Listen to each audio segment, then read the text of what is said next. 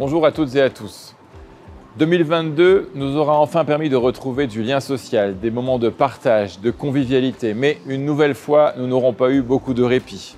Après 2 années de crise Covid, nous sommes aujourd'hui confrontés au retour de la guerre sur le sol européen, à une inflation galopante, à une inflation des prix de l'énergie notamment qui impacte le budget de tous les ménages, comme d'ailleurs de nos collectivités. Les chaleurs caniculaires de l'été et parfois le froid fort de cet hiver nous rappellent que le dérèglement climatique est à l'ordre du jour et que nous ne pouvons manquer notre rendez-vous avec la transition écologique. Alors ce contexte ne doit pas nous empêcher de nous projeter avec ambition vers 2023 pour transformer nos engagements en opportunités. Alors si les 2 années qui viennent de s'écouler ont amené leur lot de difficultés, elles ne nous détournent en aucun cas du cap à tenir et de la volonté de poursuivre les transformations engagées. Des transformations qui vont se concrétiser dans les mois à venir, vous le savez, avec notamment l'arrivée du trolley, permettant de transporter plus d'habitants, plus rapide et 100% électrique. Ce nouveau matériel roulant que vous avez choisi bleu investira nos rues dès la fin de l'été 2024. Et pour permettre son arrivée dans les meilleures conditions, des travaux seront engagés dès le printemps prochain. Des travaux de voirie et de végétalisation qui se déclineront également dans le centre-ville de Nancy, avec les aménagements de la piétonisation, de la place de la République.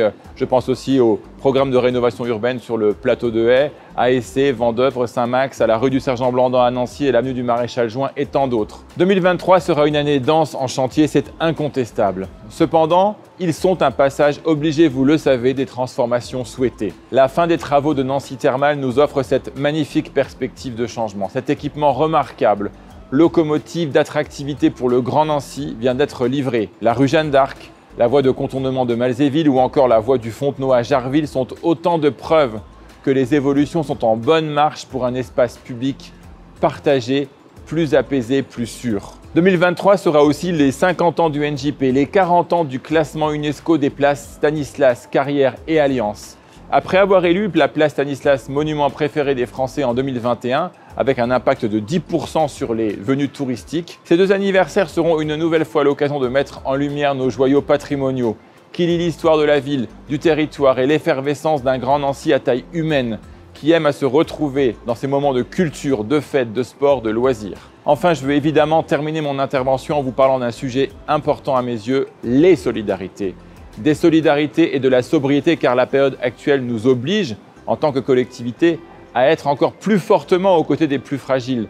De l'accueil des réfugiés ukrainiens aux dernières mesures prises en faveur des ménages les plus fragiles face à la flambée de l'énergie, la ville de Nancy et la métropole du Grand Nancy confirment cette volonté d'accompagnement, d'engagement, de présence.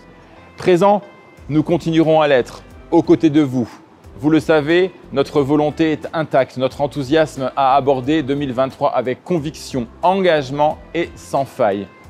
Alors, à l'aube de passer à cette nouvelle année, je vous souhaite, à vous, à vos proches, à la fois de belles fêtes, une année pleine de vie, de chaleur, de solidarité, de projets nouveaux.